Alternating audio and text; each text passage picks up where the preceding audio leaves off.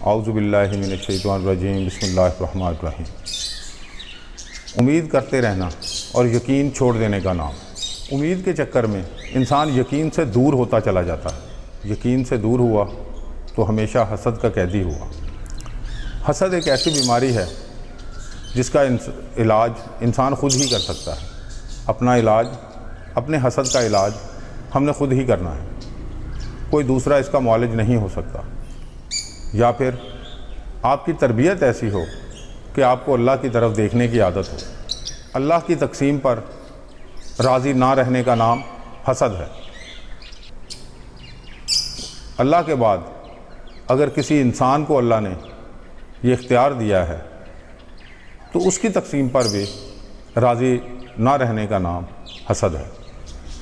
اگر کسی کے پاس یہ حق ہے، اللہ نے اس کو یہ حق دیا ہے کہ وہ آپ کو نوکری دے سکے، یا اللہ تعالیٰ نے اس کو مال دیا ہے کہ وہ اس کو آپ کو تقسیم کر سکے، اس پر صرف یہ سوچنا کہ مجھے زیادہ ملے، نوکری تو صرف میرے ہی پاس ہونی چاہیے، یہ بھی حسد ہے۔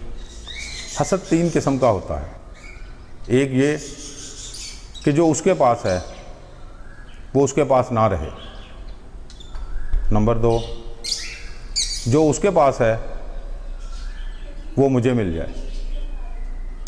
نمبر 3، جو دوسرے کے پاس ہے وہ اس کے پاس نہ رہے، وہ مجھے مل جائے۔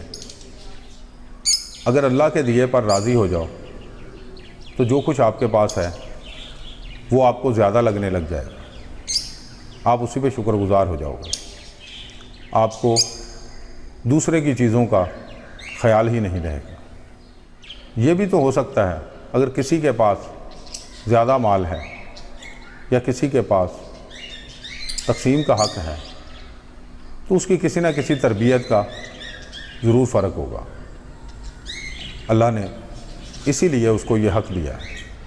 اس کی محنت اور اس کی تربیت کی وجہ سے اللہ نے یہ فرق رکھا ہے۔ اگر اللہ تعالیٰ مجھے یہ سب کچھ دے دیتا تو ہو سکتا ہے میں اتنا بھی نہ کر سکتا جتنا وہ دوسرا کر رہا ہے، یا اپنے سکون اور اس کی بے چینی کو بھی کسی پیمانے میں ناپ لو تاکہ تم راضی رہ سکو، اللہ کی تقسیم پر راضی رہ سکو۔ اعتراض نہیں کرنا، بس راضی رہنا۔ کوئی بھی کسی کو اللہ کے سوا راضی نہیں رکھ سکتا، کیونکہ ہر کسی نے اپنے آپ کو اپنے حساب سے سیٹ کیا ہوا ہے۔ ہر شخص آپ سے اپنی مرضی کا رسپانس چاہتا ہے اور اپنی ہی مرضی سے آپ کو دیکھنا چاہتا ہے، جو کہ کسی بھی طرح ممکن نہیں۔ یہ تھا آج کا خیال یار۔ وآخر دعوانا ان الحمدللہ رب العالمین۔